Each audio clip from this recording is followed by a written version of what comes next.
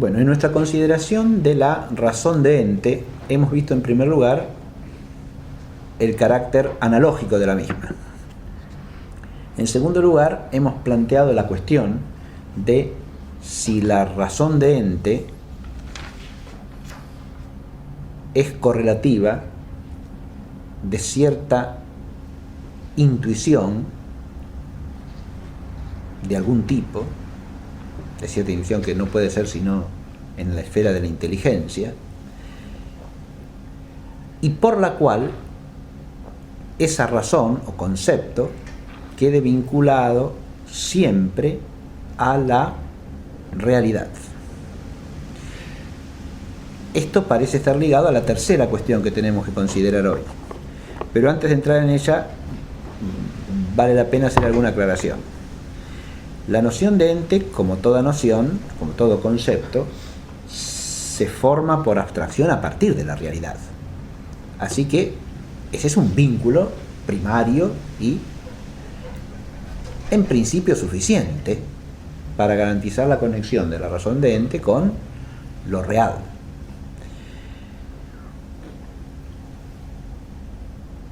La dificultad surge a partir de dos consideraciones posibles. Una, que la noción de ente trasciende radicalmente el horizonte de nuestra experiencia, por lo menos de la experiencia que es de carácter sensitivo.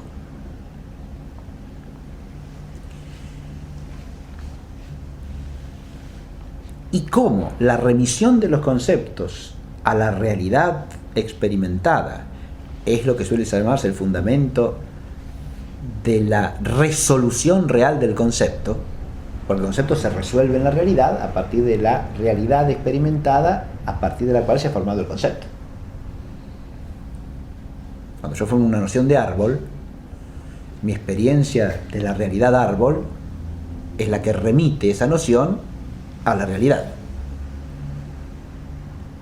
Cuando yo formo una noción de culpa, mi experiencia de la culpa es la que remite esa noción a una realidad. Es lo que no pasa con nociones que no nos remiten a realidad alguna. Podemos formarlas como cierto algo inteligible, pero no me remite de suyo a una realidad. En todo caso me puede remitir a una realidad posible, pero no a una realidad sin más, ¿no? A un posible real, o algo posible como realidad, eventualmente, pero que no está dado en la realidad. Esta es la primera vía por la que se abre el problema. Como la razón de ente trasciende sin duda alguna el horizonte de nuestra experiencia sensitiva, lo que cabe plantear es si alguna experiencia que ligue la raíz del concepto de ente en toda su trascendencia y en toda su separación de lo material con la realidad, ¿no? Y entonces, bueno, ahí caben distintas respuestas, como hemos dicho, ¿no? De cierta intuición o cointuición de lo absoluto, o de cierta experiencia, podría decirse, del absoluto como horizonte último de la experiencia reflexiva de la inteligencia humana, que remita esa noción de ente en toda su trascendencia, en su raíz misma, a lo real. Muy bien. La otra cuestión, o la otra vía, mejor dicho, por la cual se plantea la cuestión, es una vía crítica, podemos decir, e incluso apologético-crítica, porque se trata de hacerse cargo de cierto rechazo de la razón de ente como fundamento de la metafísica, en cuanto a la razón de ente sería una razón puramente ideal, ¿no? Es decir, la noción de una entidad que saca la inteligencia del mundo de la realidad y lo pone en un mundo de puras posibilidades. Eso ha sido criticado desde diversas corrientes como una suerte de esencialismo propio de la tradición escolástica, ¿no? Un esencialismo que no tiene en cuenta la existencia real y concreta, ¿no? Y que piensa las cosas en un mundo de mera entidad ideal. Entonces yo pienso en el ente así en abstracto, y el ente en abstracto viene a ser casi como una noción matemática, ¿no? Que no tiene un vínculo directo con la realidad. Cuando la quiero llevar a la realidad, la tengo que aplicar a algo en lo que sea aplicable de alguna manera, pero indirectamente, ¿no? Pero mientras razono en el plano de lo puramente ideal, o de lo que está pensado de un modo distinto a como existe. Se lo piensa en un plano de pura idealidad y de pura esencialidad. Bien. Esa sería la crítica. No digo que eso sea una crítica bien fundada y razonable, pero esa sería la crítica que algunos autores de la tradición escolástica del siglo XIX y XX han afrontado, ¿no?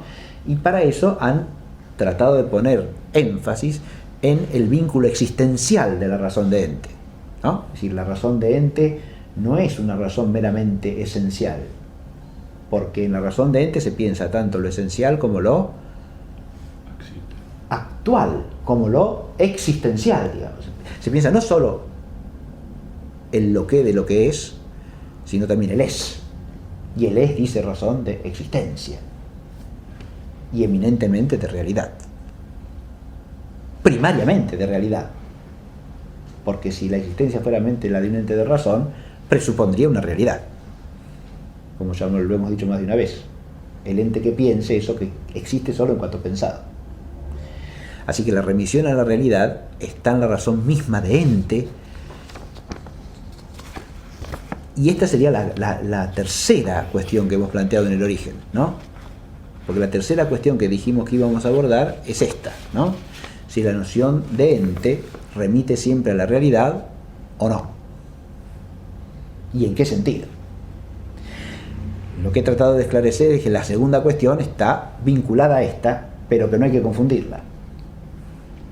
Precisamente porque, si bien la afirmación de una intuición o de una experiencia de orden intelectual que acompaña a la formación de la razón de ente manifiesta con claridad el vínculo de la formación de esa noción con la realidad en su conjunto, no obstante ello, la razón misma de ente conlleva en sí la remisión a la realidad, lo cual no significa que siempre y solamente se remita al ente real.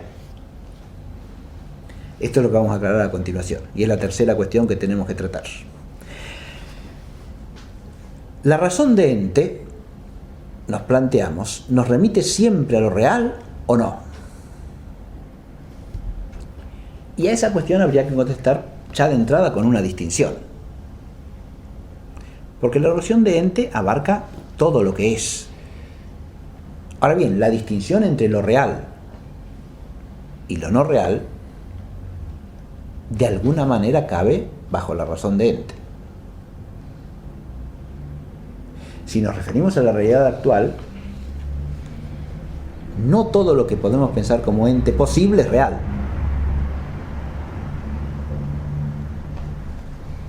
Y si nos remitimos a lo que es posible, según la omnipotencia de la causa primera, no todo lo posible ha sido alguna vez real ni lo será jamás. De manera que el ente real no agota el ente, por decirlo de alguna manera, bajo cierto respecto. Pero ahora vuelvo al otro. Si el ente no es real, es un ente de razón, o es un ente que existe solo en cuanto pensado o en cuanto inteligido. Cuando he dicho recién, hay posibles en nuestra inteligencia que no son reales, ¿no?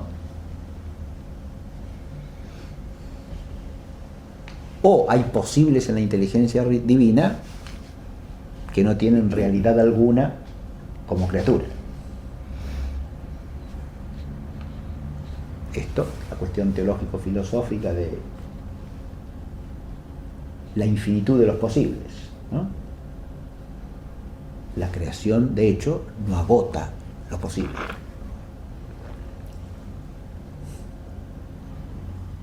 Más bien podemos decir que es imposible que agote lo posible. Ahora bien, en cualquiera de los dos casos, ese ente que decimos que no tiene realidad en algún sentido, depende de algo que tiene realidad. El posible pensado por nosotros, en cuanto posible, primero tiene raíz en la totalidad del orden del ser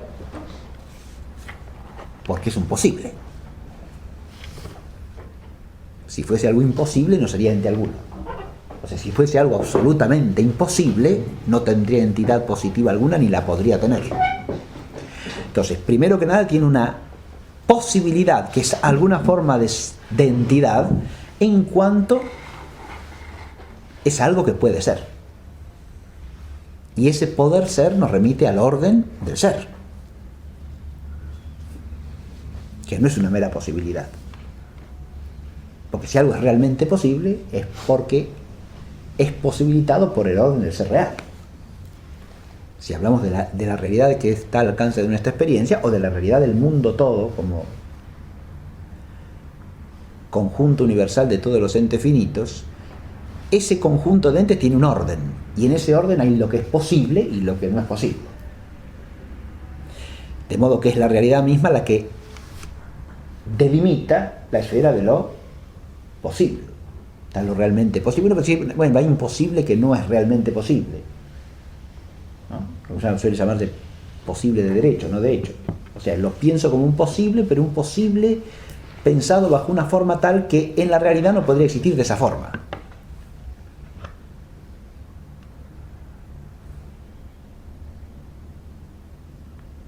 Ese límite que tiene no podría existir en la realidad de esa forma. ¿Viene de dónde? Y del ente real dado. El ente real dado tiene unas leyes, unas normas que hace que ese posible, como lo pienso, no sea posible. Es posible dándose de otra manera, del modo en que lo pienso. Tenemos un posible real y tenemos, o de hecho, y tenemos un posible de derecho. De suyo ninguno de los dos dice realidad. Dice poder ser. O del modo en que es pensado, o de un modo distinto a como no es pensado, aunque no se realice nunca. Pongamos un ejemplo de esto que estamos diciendo para que se vea simplemente, ¿no? Lo que suele llamarse el posible de hecho es aquello que es pensado como posible de un modo en que puede darse en la realidad. Vamos, que uno dice una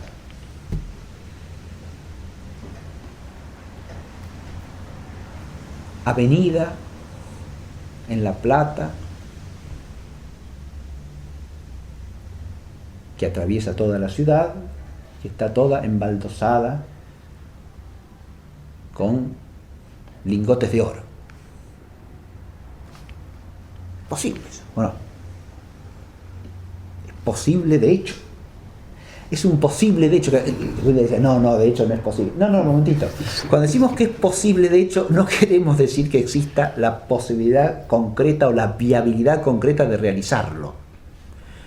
No es eso a lo que nos referimos. Estamos diciendo que puede darse en la realidad como lo estoy pensando. Y eso es algo que puede darse en la realidad. Puede darse. En cambio, si yo pienso el triángulo geométrico, estoy pensando en un ente posible. La triangularidad se puede dar en la realidad, pero lo estoy pensando de un modo en que no puede darse en la realidad, porque lo pienso como una figura geométrica, es decir, como una cantidad dimensiva abstraída de toda realidad física. Y eso en la realidad no puede existir. Puede existir en el pensamiento, pero no en la realidad, de ese modo. Si existe en la realidad, la triangularidad será una triangularidad física, ¿no? Será una arista de perfil triangular de, de una varilla de madera, por ejemplo, ¿sí? O será el perfil, digamos, de la varilla, o será la cara de una roca que tiene figura triangular, ¿no? Será algo triangular real, algo triangular físico, pero no el triángulo geométricamente entendido que está abstraído de cualquier realidad física, ¿no? Eso en la realidad no es un real posible. De hecho, por eso se dice que es un real posible de derecho. Cualquiera de estos posibles que estemos pensando, en sí mismo no dice realidad en cuanto posible. Y sin embargo, remite a la realidad. Nos preguntamos, Y es claro que sí. ¿Por qué? Y porque eso que entiendo como ente posible se llama posible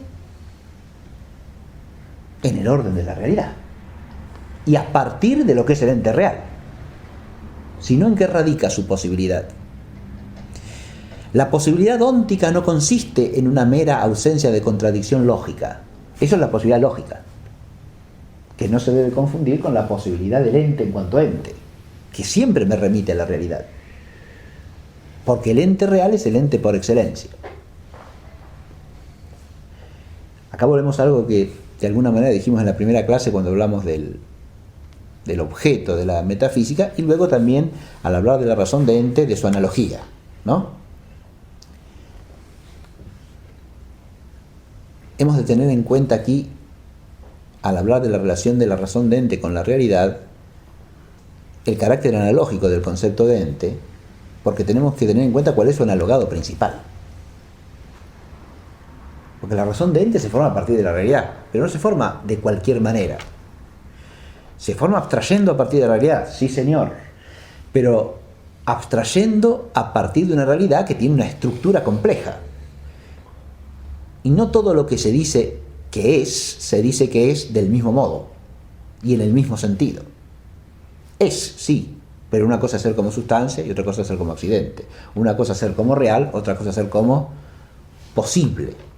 Y en este sentido decía Aristóteles muy bien que el objeto primario de la metafísica, y lo mismo ahora lo trasladamos a la razón de ente, el fundamento primario de la abstracción metafísica y por lo tanto el referente primario de la razón de ente es el ente sustancial real.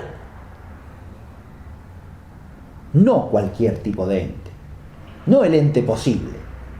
El ente posible es un analogado secundario siempre, porque lo que lo hace posible es el ser real. Y lo mismo vale del ente de razón. Si en lugar de hablar del ente posible hablo del ente de razón, bueno, el ente de razón tiene cierta razón de ente. Ahora ya no como realmente posible, ni de hecho ni de derecho, porque es algo que no tiene posibilidad real alguna, ni directa ni indirecta. Es algo que no puede existir como real, porque no tiene entidad en sí mismo, ni la puede tener. Solo existe en cuanto es entendido. Ciertas relaciones, las negaciones en general, ¿no?, son entes que solo existen en cuanto pensados. Es el caso, por ejemplo, insisto, de las negaciones en general. La negación, la privación, la carencia. Es el caso de las relaciones lógicas, por ejemplo. La relación atributiva que existe entre un concepto predicado y otro concepto que viene a ser el sujeto es una relación que existe solo en cuanto entendida. Porque si no es en cuanto puesta por una inteligencia, esa relación no existe. En sí mismo existe el hombre, en sí mismo existe el hombre como mortal, pero la relación atributiva que atribuye el concepto de mortal al concepto hombre existe solo en cuanto pensada. Tiene una entidad de razón, ¿no? Es una relación de razón, con fundamento en la realidad. Claro que sí. Porque cuando digo que el hombre es mortal, el fundamento real es la real mortalidad de la naturaleza humana, ¿no? Pero la relación predicativa, esa existe en cuanto pensada. La relación real es la relación que tiene la naturaleza con una propiedad suya, ¿no?, que le es inherente en virtud de su composición física. ¿Está? Como el hombre es una naturaleza físicamente compuesta, y en cuanto que lo es, posee mortalidad, ¿verdad?, como un accidente suyo, que en realidad no es propio del hombre en sentido estricto, sino que es propio de todo viviente corpóreo, en cuanto que hay composición de forma sustancial y materia prima, y por lo tanto hay corruptibilidad del compuesto en el orden físico. Eso es lo que existe en la realidad. Cuando eso es pensado en una proposición, ¿no? Y atribuyo el ser mortal al ser humano, allí se genera una relación que es una relación de razón, porque existe solo en cuanto entendida, ¿no?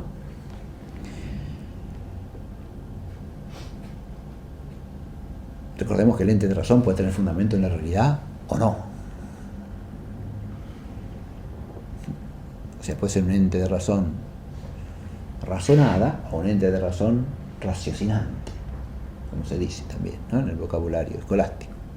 La razón razonada es una razón formada desde la realidad, ¿no? El fundamento real es el que hace que la razón tenga que reconocer esa relación o esa distinción o esa negación, ¿verdad? En cambio es raciocinante cuando es la razón la que elabora la razón misma, ¿no? No le viene impuesta por la realidad, sino que la pone la inteligencia misma como una manera de pensar acerca de esa realidad, pero sin que haya en la realidad fundamento para hacer la distinción. En todos los casos estamos ante un ente de razón.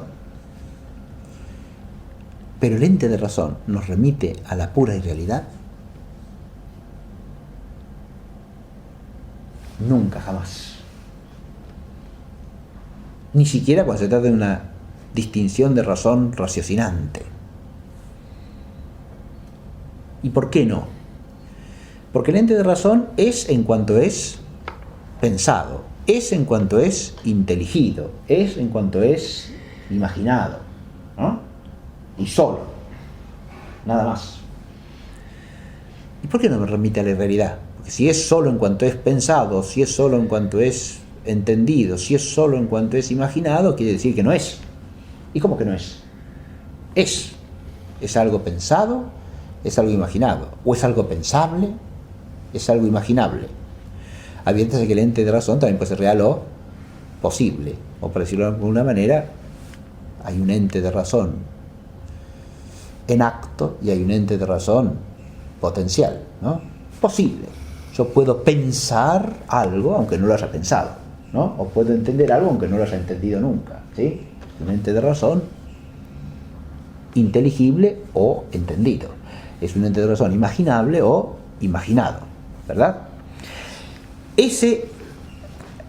Aclaro que cuando se dice ente de razón imaginable, puede parecer una contradicción en los términos eso, porque la imaginación es una potencia sensitiva, ¿no? Entonces no sería un ente de razón, sería un ente de imaginación.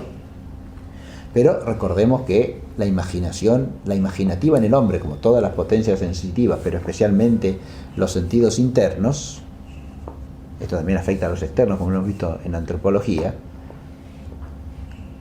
es por naturaleza algo unido a la inteligencia racional, que no funciona por sí solo separadamente, ¿no?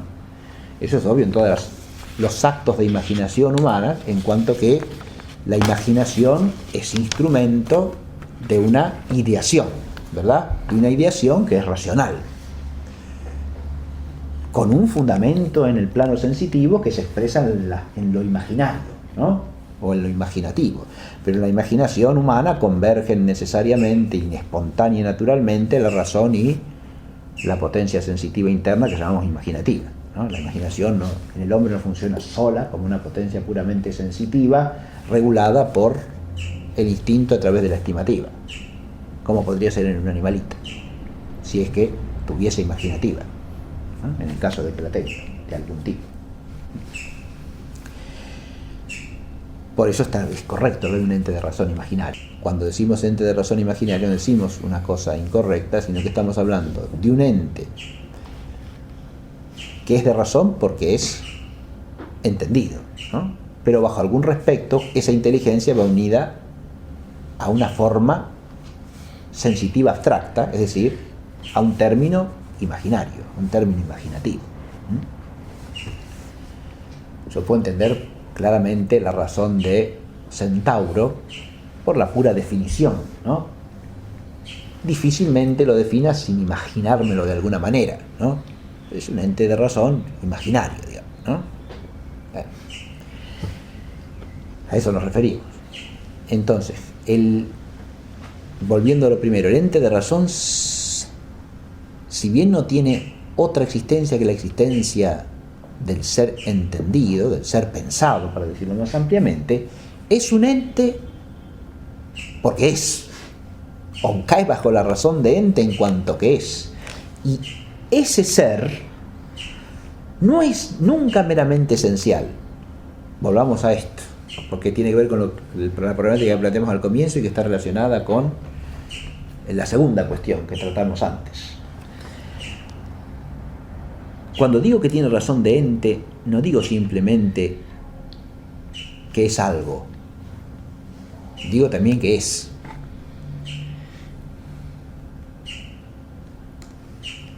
Por lo tanto, conlleva tanto la razón de ser esencial como la razón de ser actual o existencial. Cierta existencia tiene, pues si no, no sería. Esa existencia podrá ser real, podrá ser posible, podrá ser de razón, pero es cierta existencia. Y si no es real, o sea, si es meramente posible o si es de razón, depende de la realidad. Y por eso el ente real es el primer analogado siempre. Y en ese sentido, todo lo que cae bajo la razón de ente dice relación a la realidad. A alguna realidad. Si nos referimos a los posibles en la inteligencia divina, pasa exactamente lo mismo. Y con toda claridad. Porque es la realidad suprema y perfectísima del ser divino la que contiene todos los posibles extradivinos, que no tendrían entidad alguna sin la realidad suma que es el ser de Dios. Al entender esto, es claro que la razón de ente es una razón primariamente realista. No es una razón realista por aplicación o derivación. La abstracción de la razón de ente, a diferencia de lo que sucede con la abstracción matemática, no sale de la línea de la realidad. Y todo esto que estamos diciendo es independiente de la segunda cuestión acerca de si la razón de ente como concepto va unida a cierta intuición y de qué tipo. Esa segunda cuestión implicaría un tipo peculiar de arraigo en la realidad de la razón de ente. Pero la razón de ente por sí sola dice vínculo directo o indirecto con la realidad porque se forma primariamente a partir del ente real. Y no solo se forma a partir del ente real, porque la razón matemática, el concepto matemático también se forma a partir del ente real, sino que se forma de tal modo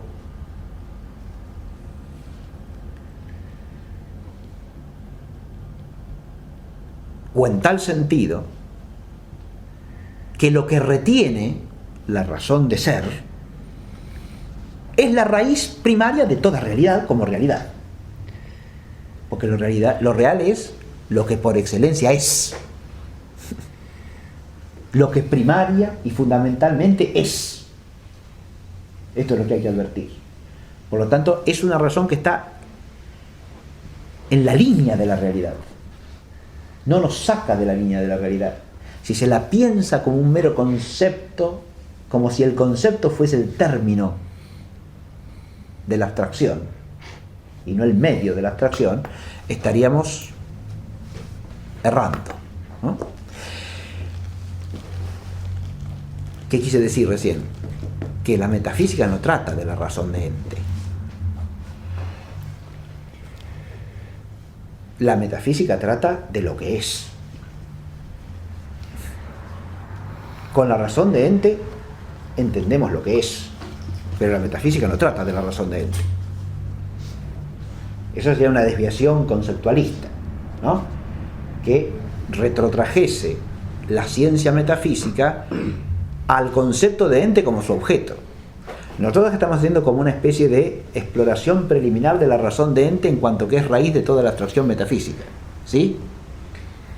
Y por lo tanto está presupuesta en la ciencia metafísica, porque la abstracción metafísica es el objeto formal quo de la metafísica.